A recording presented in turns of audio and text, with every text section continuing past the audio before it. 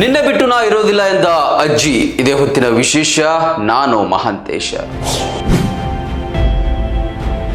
ನೀನಾಡದ ಮಾತು ಮಾತಲ್ಲ, ನೀನು ಹಾಡದ ಹಾಡು ಹಾಡಲ್ಲ, ನೀನಿಲ್ಲದ ಮನೆ ಮನೆಯಲ್ಲ, ನೀನಿಲ್ಲದೆ ನನಗೆ ಬಾಳಿಲ್ಲ.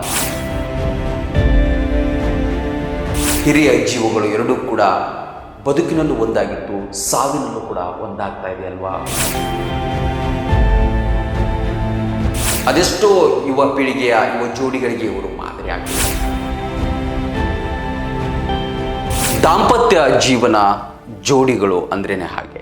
ಕೆಲವೊಂದಿಷ್ಟು ಹಿಂದಿನ ಕಾಲದ ಜೋಡಿಗಳು ಒಂದು ಕ್ಷಣವೂ ಕೂಡ ಒಬ್ಬರಿಗೊಬ್ಬರು ಬಿಟ್ಟಿರ್ತಾ ಇರಲಿಲ್ಲ. ನೀನಾಡದ ಮಾತು ಮಾತಲ್ಲ, ನೀನು ಹಾಡದ ಹಾಡು ಹಾಡಲ್ಲ, ನೀನಿಲ್ಲದ ಮನೆ ಮನೆಯಲ್ಲ, ನೀನಿಲ್ಲದೆ ನನಗೆ ಬಾಳಿಲ್ಲ ಎಂಬಂತೆ ಬದುಕ್ತಾ ಇದ್ರು.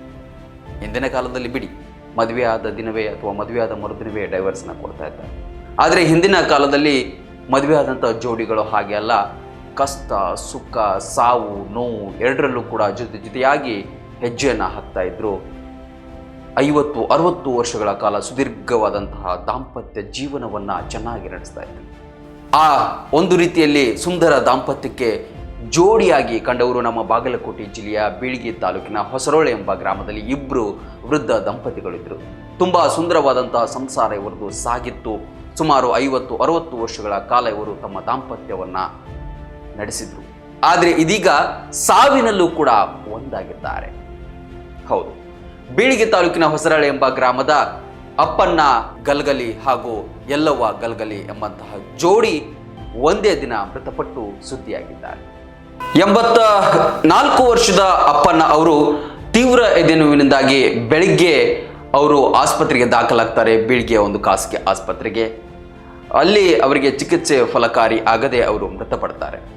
ನಂತರ ಅವರನ್ನು ಊರಿಗೆ ತಂದು ಅಂತಿಮ ಸಂಸ್ಕಾರವನ್ನು ನೆರವೇರಿಸಬೇಕು ಅಂತೇಳಿ ಎಲ್ಲ ಕಾರ್ಯಗಳನ್ನು ಮಾಡ್ತಾ ಇರ್ತಾರೆ. ಆ ಸಂದರ್ಭದಲ್ಲಿ ಅವರ ಮಡದಿ ಅಜ್ಜಿ 72 ವರ್ಷದ ಯಲ್ಲವ್ವ ಅವರಿಗೂ ಕೂಡ ತೀವ್ರ ಎದೆನೋವು ಕಾಣಿಸಿಕೊಳ್ಳುತ್ತೆ. ನಂತರ ಅದೇ ಬೀಳಿಗೆಯ ಖಾಸಗಿ ಆಸ್ಪತ್ರೆಗೆ ಅವರನ್ನು ಕೊಂಡೋಗ್ತಾರೆ. ಅವರಿಗೂ ಕೂಡ ಚಿಕಿತ್ಸೆ ಫಲಕಾರಿಯಾಗದೆ ಮೃತಪಡ್ತಾರೆ. ಮೃತಪಟ್ಟ ನಂತರ ಅವರನ್ನು ಕೂಡ ತಂದು ಅಜ್ಜನ ಅಪ್ಪನ ಅಜ್ಜ ಇರ್ತಾರೆ, ಅಜ್ಜನ ಪಕ್ಕದಲ್ಲಿ ಅವರನ್ನು ಕೂಡ ಒಟ್ಟಿಗೆ ಕೂರಿಸಿ ಊರಿನವರೆಲ್ಲ ದುಃಖ ಪಡ್ತಾರೆ. ಇದೇನಪ್ಪ ಈ ರೀತಿ ಆಯಿತು? ಹಿರಿಯ ಜೀವಗಳು ಎರಡೂ ಕೂಡ ಬದುಕಿನಲ್ಲೂ ಒಂದಾಗಿತ್ತು, ಸಾವಿನಲ್ಲೂ ಕೂಡ ಒಂದಾಗ್ತಾ ಇದೆಯಲ್ವಾ?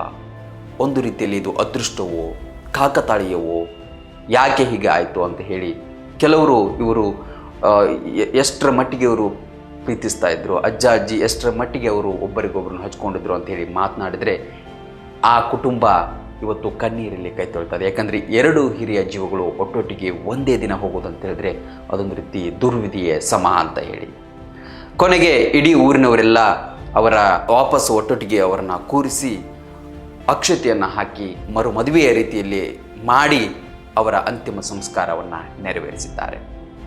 ಇದು ಏನು ಅಂತ ಹೇಳಿದರೆ ಅವರ ಸಾವು ಕಾಕತಾಳೀಯವೂ ಆಗಿರಬಹುದು. ಆದರೆ ಇಬ್ಬರು ದಂಪತಿಗಳು ಒಂದೇ ದಿನ ಸಾಯುವಂಥದ್ದು ಬಹಳಷ್ಟು ವಿರಳ ನಾವು ಕಾಣ್ತೇವೆ.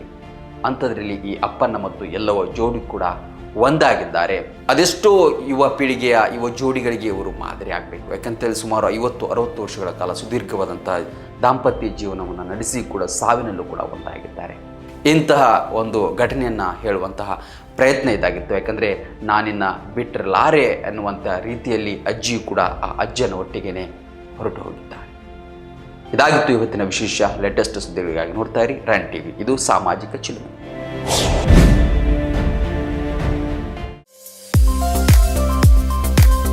ಬಾಗಲಕೋಟ್ ಜಿಲ್ಲೆಯ ಬೀಳಗಿ ತಾಲೂಕಿನ ಬಾಡಗಂಡಿ ಎಂಬ ಪುಟ್ಟ ಗ್ರಾಮದಲ್ಲಿ ಆರಂಭಗೊಂಡ ಎಸ್ಆರ್ ಪಾಟೀಲ್ ಶಿಕ್ಷಣ ಸಂಸ್ಥೆ ಇಂದು ನರ್ಸರಿಯಿಂದ PUC, BSc nursing, BSc allied courses, BAMS Ayurvedic, MBBS ಒಳಗೊಂಡು ಹೆಮ್ಮರವಾಗಿ ಬೆಳೆದಿದೆ. ಪಿಯುಸಿ ವಿಜ್ಞಾನ ವಿಭಾಗದಲ್ಲಿ ಸತತ 2 ಬಾರಿ ಜಿಲ್ಲೆಗೆ ಹಾಗೂ 4 ಬಾರಿ ತಾಲೂಕಿಗೆ ಪ್ರಥಮ ತಂದುಕೊಟ್ಟ ಹಿರಿಮೆ. NEET, JEE, KCET, banking, CA foundation ಕೋರ್ಸ್ಗಳಿಗೆ ವಿಶೇಷ ತರಬೇತಿ ಒಂದೇ ಸೂರಿನಡಿ ಲಭ್ಯ. ಉತ್ತಮ ಹಾಸ್ಟೆಲ್, ಗುಣಮಟ್ಟದ ಊಟ ಉಪಹಾರ, ಮಕ್ಕಳ ಸರ್ವತೋಮುಖ ಅಭಿವೃದ್ಧಿಗಾಗಿ swimming pool, indoor outdoor stadium, gym, music class, ಚಿತ್ರಕಲಾ ತರಬೇತಿ ಸೇರಿದಂತೆ ಅನೇಕ ಸೌಲಭ್ಯಗಳಿವೆ. ನುರಿತ ಬೋಧಕರು, ಲ್ಯಾಬೊರೇಟರಿ, ಶಾಲಾ ವಾಹನ, ಸುರಕ್ಷತಾ ದೃಷ್ಟಿಯಿಂದ ಸೆಕ್ಯೂರಿಟಿ, ಸಿಸಿಟಿವಿ ಅಳವಡಿಸಲಾಗಿದೆ. ಹಚ್ಚ ಹಸಿರಿನಿಂದ ಕಂಗೊಳಿಸುವ ಕ್ಯಾಂಪಸ್ ವಿದ್ಯಾರ್ಥಿಗಳ ಮನಸ್ಸಿಗೆ ಮುದ ನೀಡುತ್ತೆ. ಅತ್ಯುತ್ತಮ ಶಿಕ್ಷಣಕ್ಕಾಗಿ ಇಂದೇ ಸಂಪರ್ಕಿಸಿ ಬಾಪೂಜೆ ವಿದ್ಯಾಸಂಸ್ಥೆ.